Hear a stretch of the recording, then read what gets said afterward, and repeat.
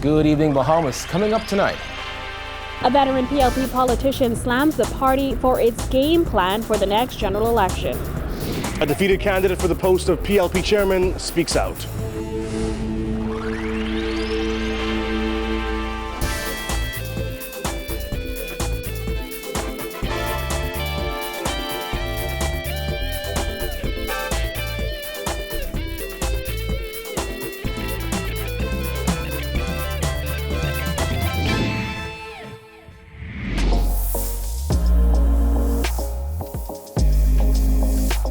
Our news is brought to you by Alive.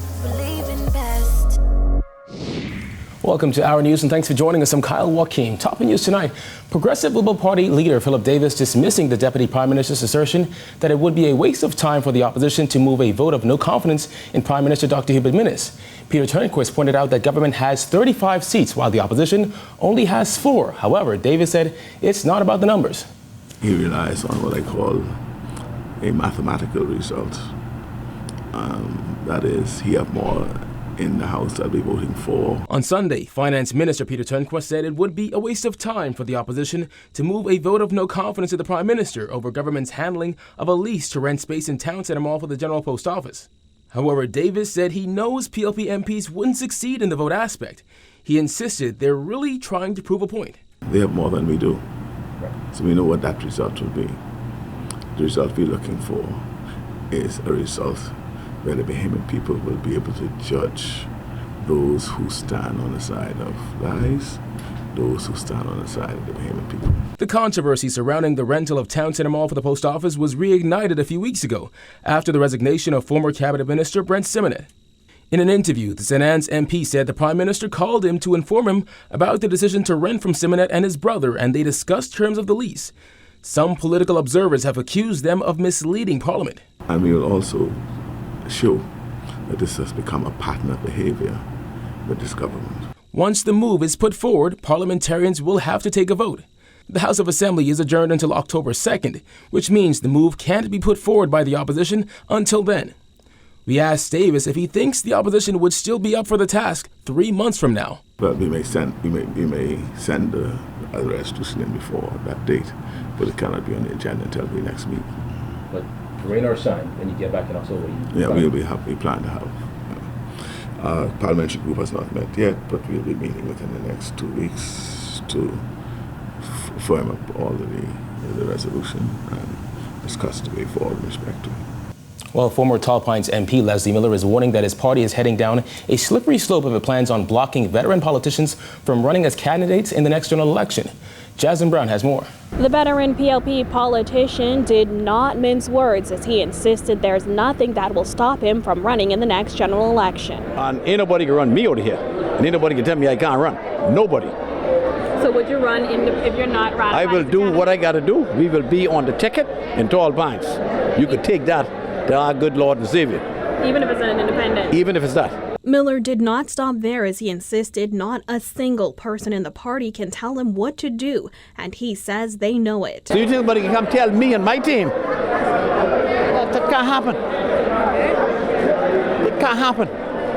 They could never come and tell me that. Not in this lifetime. None. Can't tell me that. None. Miller's fiery response comes more than 8 months after party leader Phillip Davis indicated that with few exceptions, the PLP will not offer candidates who were rejected by voters in previous elections. But what is dangerous is that some of them in this party, in the echelon of the party, the higher ups, would wish to eliminate most or not all of the former members of Parliament. You know, this new crew, I don't know who the hell this new crew is to begin with. A bunch of little rookies can't do a damn thing. You know, that's why the country in the state it is now. A bunch of rookies who ain't got no experience running the place in the ground. You could never tell Leslie Miller that. You can't tell me that a Damien Gomez cannot run. You can't tell me that Alfred Gray, if he wishes, cannot run. And others like them. Can't happen. Can't happen because their defense of the government in Parliament and outside Parliament is second to none. And you need people that have experience, the know-how, the knowledge, and the competence to get it right. So I love to bring in new people, but you need all. Hello? Miller was also vocal about the PLP's chances in the next general election, saying he doesn't believe they have a chance if they continue on their current path. How the hell you know how difficult it is to find 20 new people who's going to put their family on the line, their reputation on the line. When after you better be ready, because they can kill you. On this Facebook thing y'all got, that's another one, is stab you in the ground. You believe that you could find 20 Bahamians right now would step to the plate and say, I'm ready? I talk about quality people now. You ain't got to like me. But you know, when you call that phone, the port kid can pick it up. Reporting for our News, I'm Jasmine Brown. More than 3 weeks after American billionaire Chris Klein died tragically in a helicopter crash 2 miles off Grand Key, our news understands that Bahamians employed on Big Grand Key, which Klein owned, have been sent home. Operations on the Key have reportedly come to a halt as lawyers sort out Klein's estate. Wendell Saunders, who is a businessman based in Grand Key, told our news that roughly 30 to 40 workers from Big Grand Key were instructed to go home until further notice. Attempts to reach Labor Minister Dion Folks for comment were not successful up to news time. Klein and 6 others, including his daughter, were killed earlier this month after witnesses say their helicopter spun out of control and crashed into nearby waters minutes after takeoff. The nonprofit organization bill was passed in the Senate today following several amendments. With more on this, here's Jillian Gray. As he led off debate in the Senate on the Nonprofit Organization Bill 2019, the Attorney General addressed several suggestions made by civil society Bahamas, including a provision for groups to informally organize on a short-term basis for specific charitable purposes. This was slammed by the AG as a possible financial threat. This would amount to, in my view, a terrorist charter. Anyone could then go along without any due diligence, write a letter to the registrar, say, oh, I intend to do X, Y, and Z, fully intending to do exactly the opposite. Get permission, go to a bank, say, listen, here's my permission, open up a bank account, God knows what happens in that 6-month period. The bill, which was passed in the Senate on Monday, was amended after widespread consultation. Instead of NPOs having to declare yearly all donations and disbursements of more than $30,000 to the registrar, they are now required to keep a record of all donations over $100,000 for at least 5 years. Section 26A of the bill notes that organizations, including churches, those that receive government concessions, and internationally recognized or accredited charitable and medical organizations would be exempt from most sections of the NPO bill. The Attorney General also responded to concerns raised by opposition Senator Clay Sweeting that the bill may be intrusive to some while others are getting a pass. Regulators have to be intelligent enough and empowered by the law to be intelligent enough to say this type of activity poses a far less risk of harmful activity than the other type. The original bill required nonprofit organizations to declare their anticipated source of contribution, evidence of how gross annual income was applied, evidence of know your customer procedures, and evidence of board structure and function. The amended bill replaces that subsection and now only requires NPOs to declare their purposes and the identities of their controllers and other members of the organization.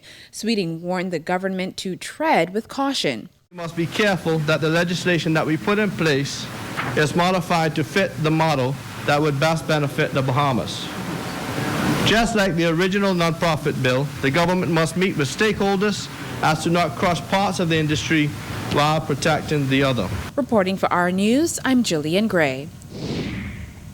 Following his defeat in the race for PLP Chairman, former Cabinet Minister Obi Wilchcombe says it is time for the party to unite. Wilchcombe, whose challenge for the post of chairman was discouraged by several high-ranking PLPs, addressed the negative campaign leveled against him. Jared Higgs reports. Wilchcombe says the negativity is not a reflection of his campaign. Instead, he says it says a lot more about those who were slinging the mud. I think those who engage in a negativism, I think they did a disservice not to me, but to themselves, because it's reflected more on them. I think what we must do now as a body is put it all aside and get busy to work. Wilchcombe was resoundingly defeated by incumbent Chairman Fred Mitchell by 807 votes to 341 votes. Mitchell, Wilchcombe, and PLP leader Phillip Davis are former cabinet colleagues. Prior to the vote, Davis blasted Wilchcombe, saying he could not and would not win the race for chairman. Wilchcombe was asked whether he thought Davis was being a strong leader when he made those comments. I think it was a learning moment. It's a teachable moment, and it will be so for the leader. He is the leader of the party, and we're all individuals who are not perfect. We're going to look at what we say and reflect on it and recognize what I should not, and maybe had I said something else, and the difficulty it created for the organization. I think he'll look at that, but I think it'll be a teachable moment, and we'll learn from it and move on. Wilchcombe added that he accepts his defeat and that it reflects the voice of the people. He says the party is a family and it is time now to bring that family closer together. However, when asked if he would run again in a potential pre-2022 election convention, he didn't rule the possibility out. I don't know if I can answer that question now, but I can tell you my focus is going to be on trying to help the party right now win the next election. And what about a potential run for leader? I ran for deputy leader in 2009, and I lost to Mr. Davis, and I never took Mr. Davis on since. The reality is, I think the leader of the party must come from the House of Assembly, not constitutionally, but I think it should come from the House of Assembly, someone who's sitting in the House of Assembly, and the members who sit should be the individuals given consideration. Wilchcombe served as Minister of Tourism in 2 Christie-led cabinets. Reporting for Our News, I'm Jared Higgs. All right, thanks, Jared. Still to come, government considering banning chumming to prevent shark attacks. The details after this break.